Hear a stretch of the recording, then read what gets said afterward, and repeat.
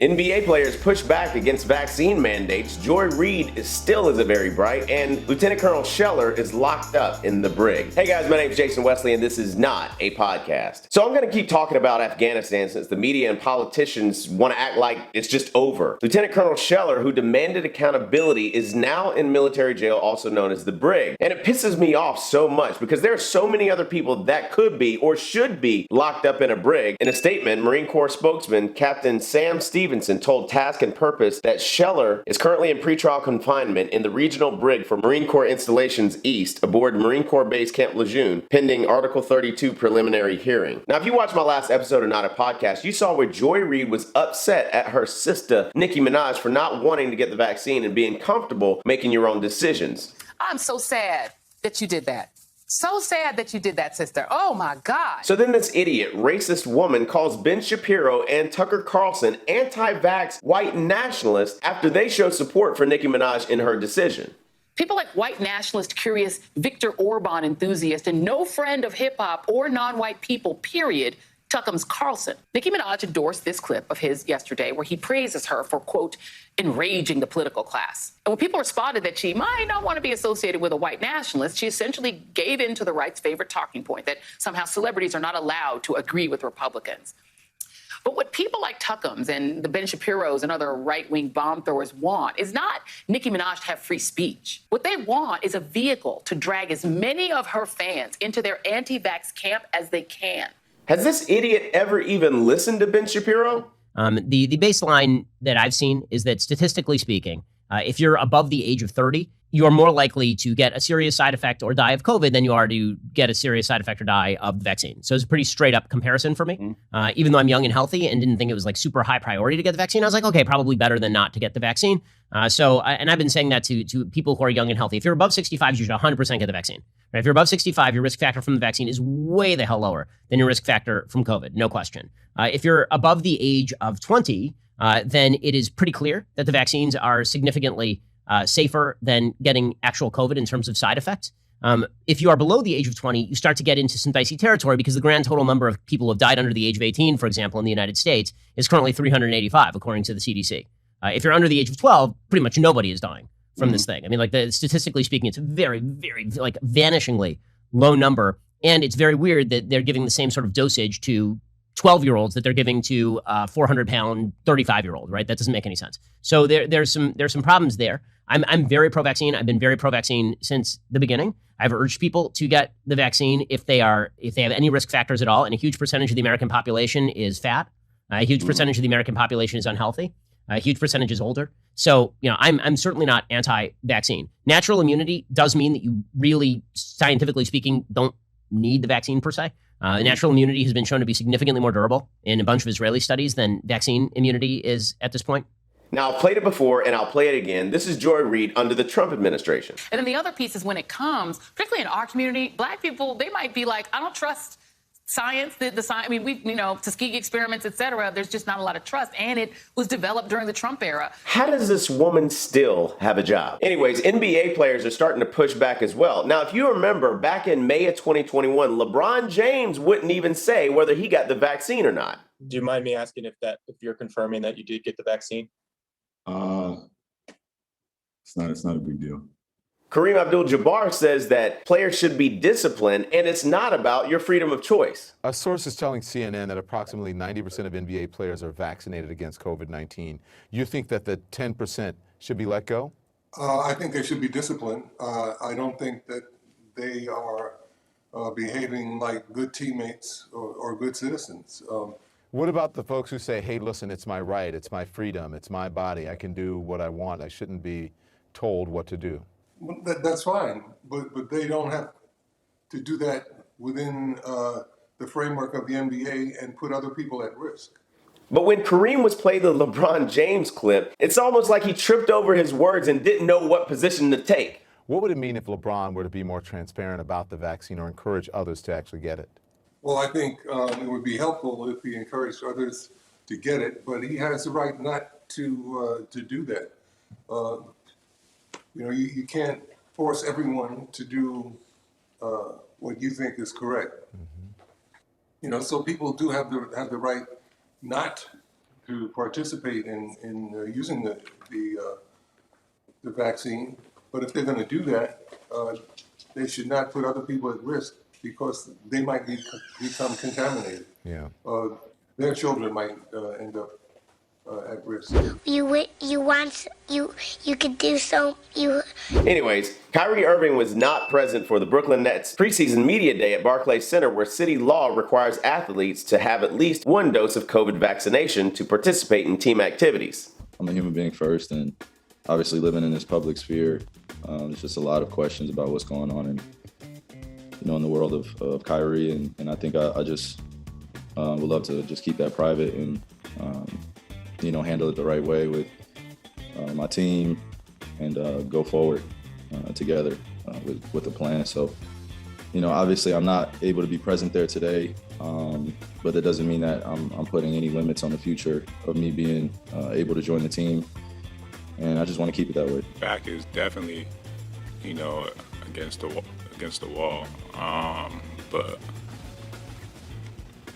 I'm just gonna keep fighting for what I believe, and whether it's one thing or another, get a vaccination or not get a vaccination, who knows? I'm just gonna, keep fighting for what I believe and what I believe is right. Kevin Durant was asked about Kyrie, and this is what he had to say. Kyrie is not here today. There's this law here in New York with health and safety protocols. Are you concerned about his availability at home games going forward? No. So you expect that not to be an issue? I expect it not to be. That's on Kyrie, and that's his personal decision. What he does is not on us to speculate what may happen, but we trust in Kyrie, and I expect us to have our whole team at some point. And you had Rolling Stones articles being published like the NBA's anti-vaxxers are trying to push around the league, and it's working. Conspiracy theories in the locker room. Mask police in the arena. Superstars trying to avoid the shot. After bringing back the culture from COVID, basketball confronts its own civil war. And if you remember Jonathan Isaac with the Orlando Magic, he was one of the NBA players that didn't kneel for the national anthem. So you didn't kneel during the anthem, but you also didn't wear a Black Lives Matter shirt. Do you believe that Black Lives Matter? Absolutely. I believe that Black Lives Matter. A lot went into my decision, and part of it is, first off, is my thought that kneeling or wearing a Black Lives Matter T-shirt don't go hand in hand with supporting Black lives. So Jonathan Isaac was asked about the vaccine, and here's what he had to say. I'm not anti-vax. I'm not anti-medicine. I'm not anti-science. I didn't come to my current vaccination status by studying Black history or watching Donald Trump press conferences. I have nothing but the utmost respect for every healthcare worker and person in Orlando and all across the world that have worked tirelessly to keep us safe. My mom has worked in healthcare for a really long time. I thank God, I'm grateful that I live in a society where vaccines are possible and we can protect ourselves and have the means to protect ourselves in the first place. But with that being said, it is my belief that the vaccine status of every person should be their own choice and completely up to them without bullying, without being pressured, or without being forced into doing so. I'm not ashamed to say that I'm uncomfortable with taking the vaccine at this time. I think that we're all different. We all come from different places. We've all had different experiences and hold dear to different beliefs.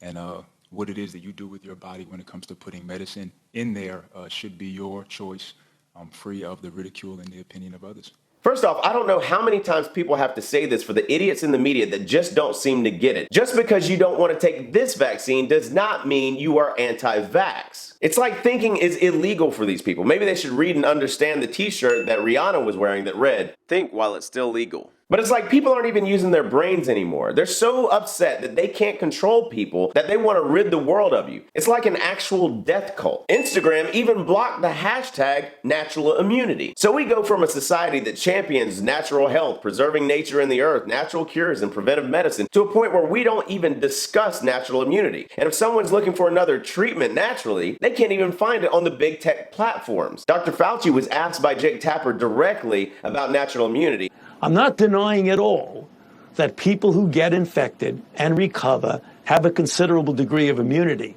In New York, there have been protests not covered by the mainstream media protesting the vaccine mandate. Wake up, New York! Wake up, New York! Wake up, New York!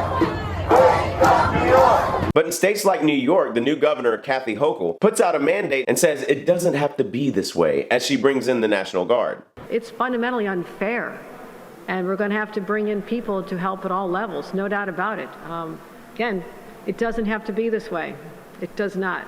So in 2020, the frontline workers were considered heroes, and now in 2021, we're just going to fire them if they don't do exactly what we say. New York State edict, firing medical workers who refuse COVID vaccine is okay. Now, if you look at the date, it's August 26th, the same day of the bombing in Afghanistan that killed 13 servicemen and women, so that's probably why you've never heard about this story. Healthcare workers who refuse to get the coronavirus vaccine could be fired under an emergency edict expected to be approved Thursday by the New York State Health Department. All 450,000 healthcare workers in the Empire State's hospital, nursing homes, and other settings are required to start getting the vaccine by September 27th to help curb the spread of the highly contagious Delta strain. Now, for those of you guys that know me, you know that I am a Christian. I accepted Christ as Lord of my life when I was 15 years old, and then I was baptized. I worked in youth ministry for about 12 years, and I played worship for my church, and I've seen many different pastors, preachers, teachers, evangelists come through and have experienced the laying on of hands, the speaking of tongues, and seen some pretty wild things in church. But this next video left me speechless when it comes to the vaccine. This is that same Governor Kathy Hochul speaking to a congregation. The scientists, the doctors, the researchers,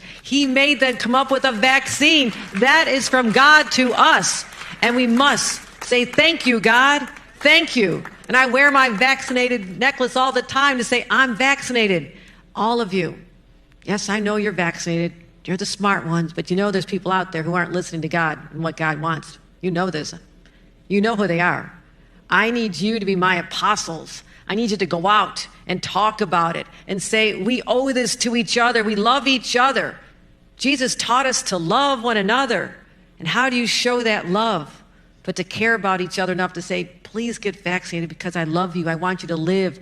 This is becoming a cult of coronavirus. It's so bad that pastors are even being jailed for keeping their church open. Controversial preacher arrested on Calgary tarmac for warrants after U.S. anti-vax speaking tour. Artur Pawlowski now faces charges of failing to wear a mask and disobeying a court order. Ian Smith posted this on Instagram. This is my friend, Pastor Artur Pawlowski. He kept his church open in Canada and defended off wave after wave of government enforcers trying to shut him down. He's been speaking in the U.S. where we met. We spoke extensively about the fight and what it means to resist. This is a good man, a kind man, a man who stood for what is right when it was easier to not. He returned to Canada today to face 6 years in prison for opening his church. When I asked him why he was willingly going back when he could stay here, his response, if I do not go face them like a man, then everything I did means nothing. I will show the world who they are. How many people have to be thrown in jail for not wearing a mask? How many people have to be fired? How many people have to be coerced before you wake up and see that this is not about public health, not about preventive medicine? Because none of these politicians are encouraging exercise, natural immunity, or even therapeutics. Their only treatment option is the vaccine or jail.